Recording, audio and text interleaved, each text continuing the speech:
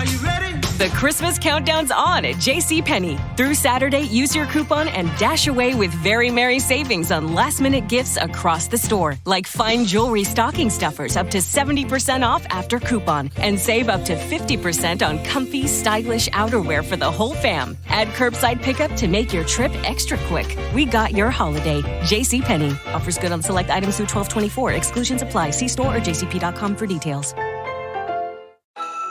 At the Home Depot, we have the tools for you to give the gift of a smarter home with savings on top brands, like the Google Hub, a command center for your smart devices that raises the IQ of your entire home, or the Nest Learning Thermostat that helps you conserve energy and save on your bill. And if you don't know what to get, gift cards are a smart gift no matter what they get. So this year, gift smarter with savings on tools to make your holiday magic. The Home Depot, how doers get more done. Wander Middle-earth in the Lore of the Rings podcast, where we wander the world of J.R.R. Tolkien. In the Lore of the Rings podcast, we explore the inspiring tales and rich mythology of Tolkien's Lord of the Rings legendarium, and connect it to the movies and the new Rings of Power series. Available on Apple Podcasts, Spotify, Google Podcasts, and more. You'll find a new lore-packed episode every Thursday. Come wander and not be lost with the Lore of the Rings podcast. Welcome back to the Reading and Writing Podcast. My guest today is Adam Hamdy, author of the new novel, The Other Side of Night.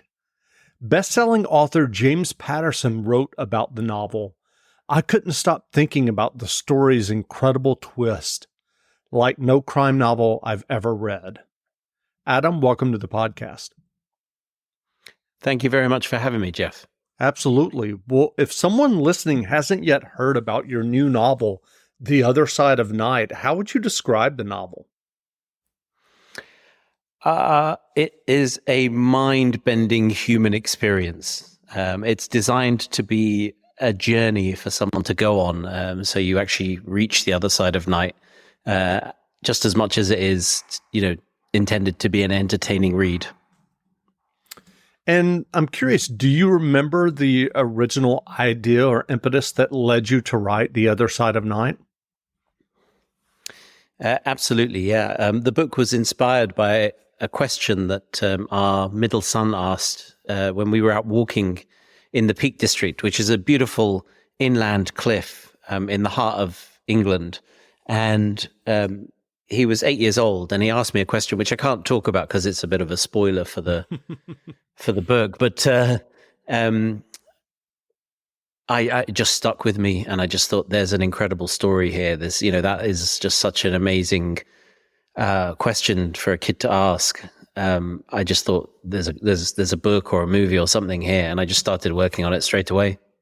That's great. And I'm curious, can you tell us what was your initial writing journey that led you to writing your first stories and novels, and then eventually getting your first novel published? I've always been writing ever since I was a child.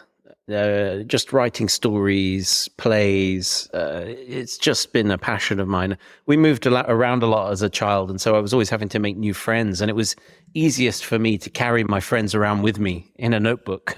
So I would be making up stories, and I came from quite a normal, sort of not particularly well-off family, and we didn't have very much, and didn't really know any creatives, certainly not any writers. And it never occurred to me that one could write professionally. I thought that novelists, I devoured books as a child, and I just thought they were kind of superhumans of some kind, kind of a distant race of people that lived on a magical island somewhere. I just didn't realize that, you could do this as a job. And so I didn't come to writing until I'd already had another career. And what prompted me to give up a sort of corporate career was my father passed away quite suddenly, and it just made me think, life's too short. I need to pursue my passion.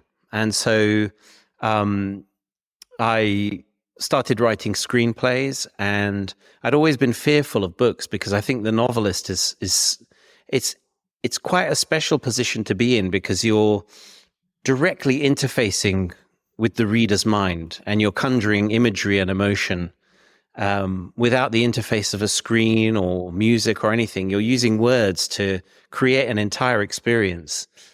And I'd always been daunted by that. So I don't like being afraid of things. And I set myself a challenge of writing my first novel. And for some reason, I decided I was going to rip the Band-Aid off and write it in 30 days. And I did. And that book came close to selling, actually, to the UK arm of Simon & Schuster. I went down for one of the editorial meetings that you go for, where they talk to you about, what they would do with the book and that sort of thing. But in the end, they decided not to pick it up because it would have been quite a challenging marketing. It would have been a difficult marketing challenge for them. And so I wrote another book, and that got close to being picked up again. And I thought, well, how do I crack this nut? I've written 2 novels. Both got good responses, both got quite close to being picked up by one of the majors. And the feedback that I kept getting was, write something that's really commercial and kind of right in the sweet spot of contemporary fiction that deals with issues that people are thinking about now. And so I wrote Pendulum, which was my first properly, published novel.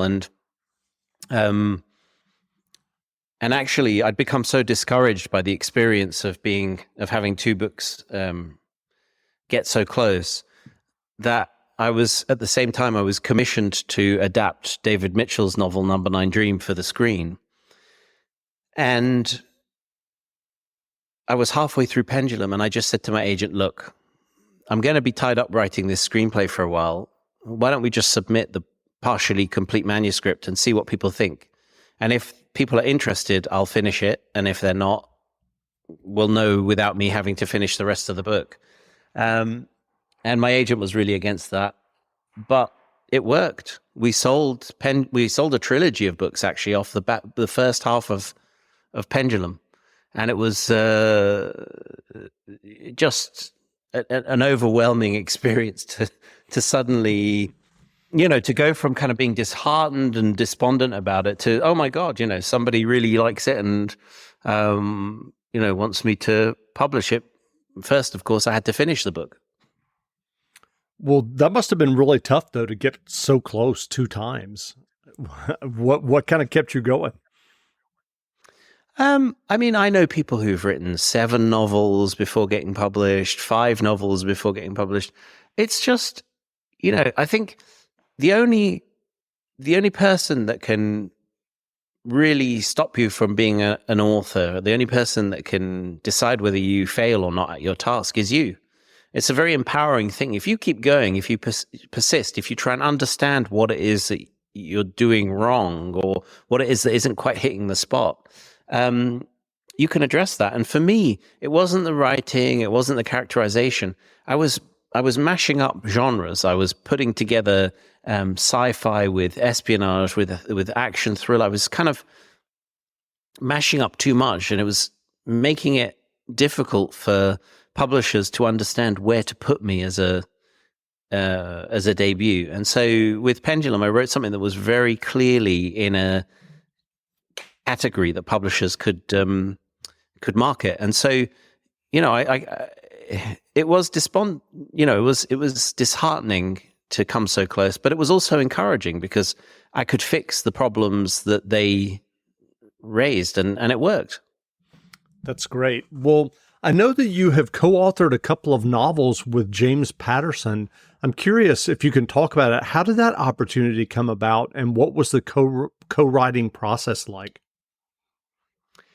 So I'm working on we're working on our 4th novel together, Private Rome, and it came about largely because Jim read Pendulum and he gave me an incredible quote, so generous. It was it just great of him, and we've never met, and as a debut, I didn't really understand the importance of getting blurbs from other authors and how that can help sort of build momentum for a novel. Call of Duty Modern Warfare is here, and so is Mountain Dew. Roger that. Now you can unlock in-game rewards like only Dew can. Wait, What rewards? A Do Operator skin, Man, I love operator skins. dual double XP, and even Call of Duty points. You're kidding me. Double XP and Call of Duty points? This is incredible. I can't believe it. Soldier, get a hold of yourself. Oh, roger that. Look for specially marked packaging and visit mtn2gaming.com for details and restrictions. Open to U.S. residents 17 plus. Call of Duty points available on 12 and 24 packs and free 20 and 23.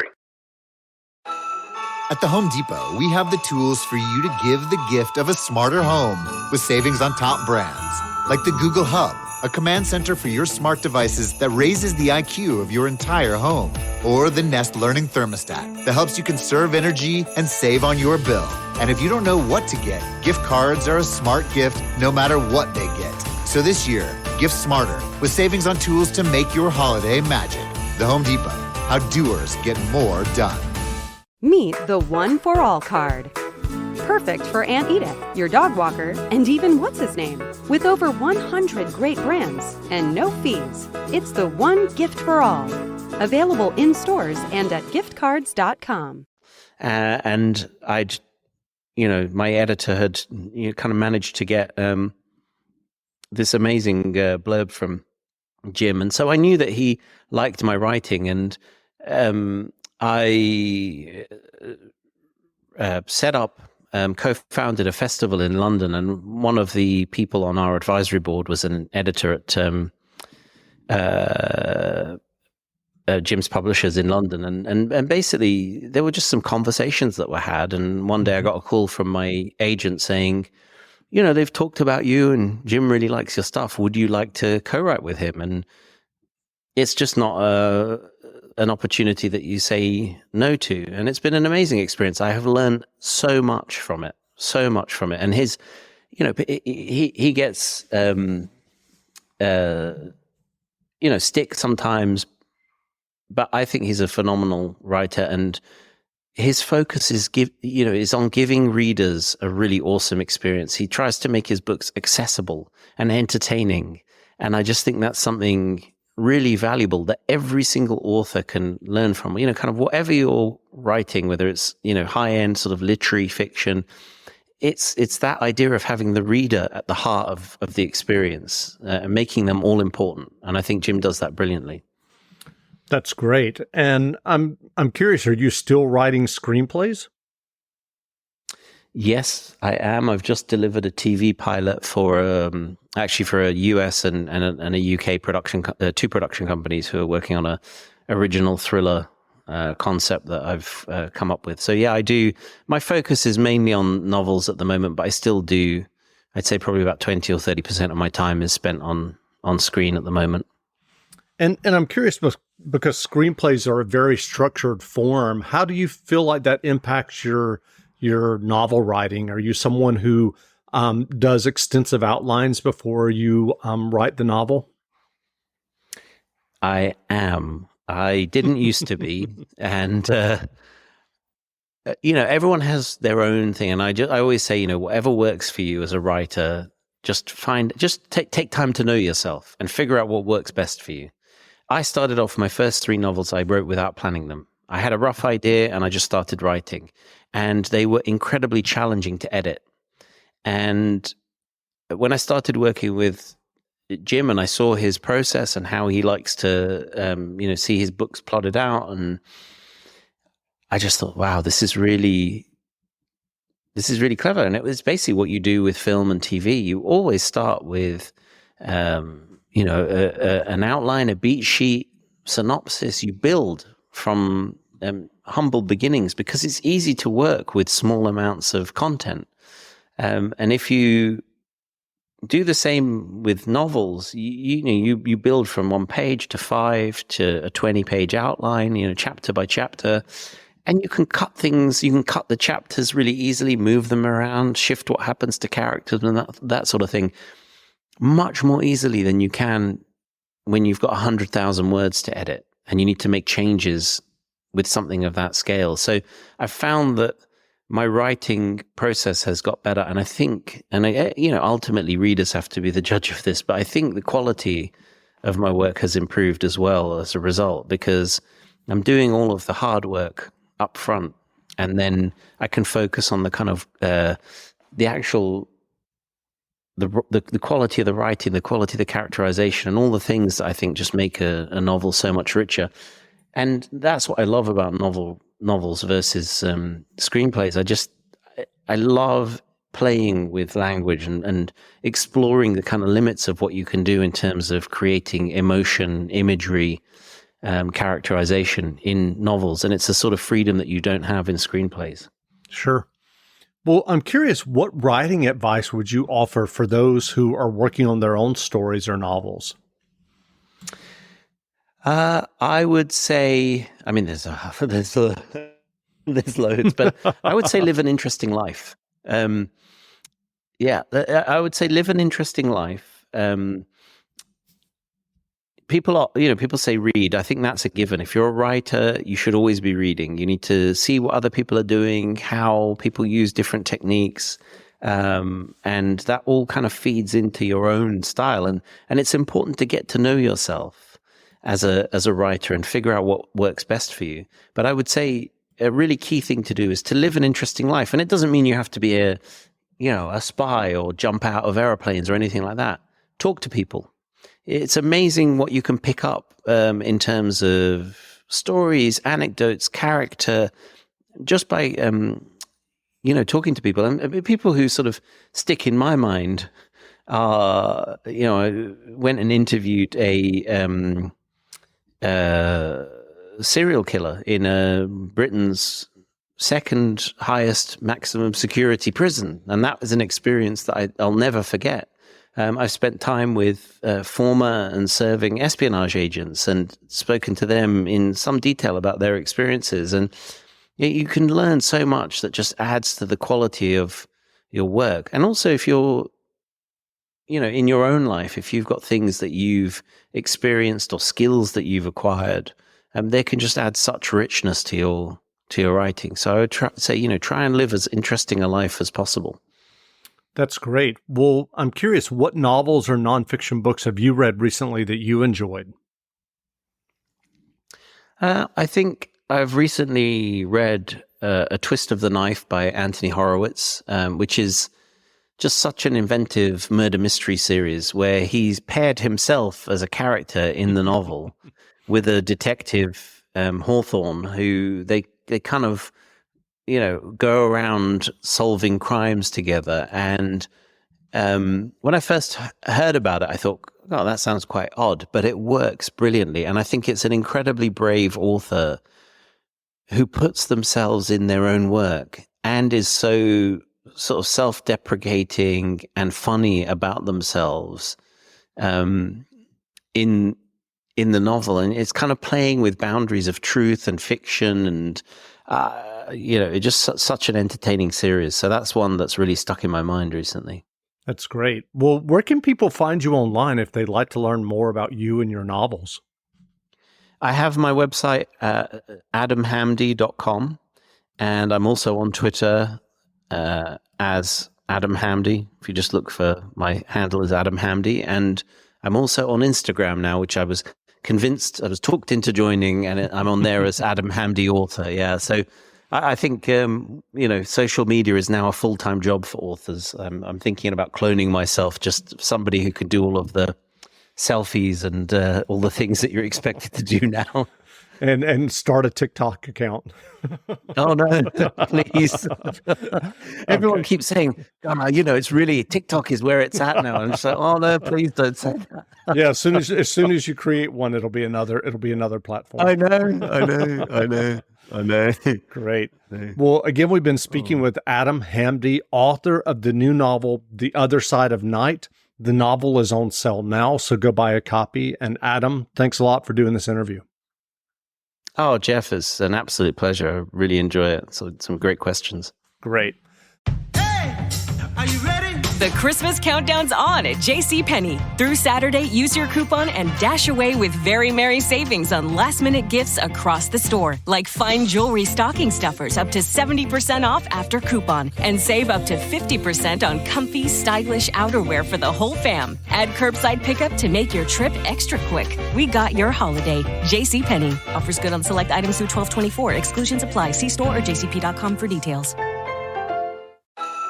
At the Home Depot, we have the tools for you to give the gift of a smarter home with savings on top brands, like the Google Hub, a command center for your smart devices that raises the IQ of your entire home, or the Nest Learning Thermostat that helps you conserve energy and save on your bill. And if you don't know what to get, gift cards are a smart gift no matter what they get. So this year, gift smarter with savings on tools to make your holiday magic. The Home Depot, how doers get more done.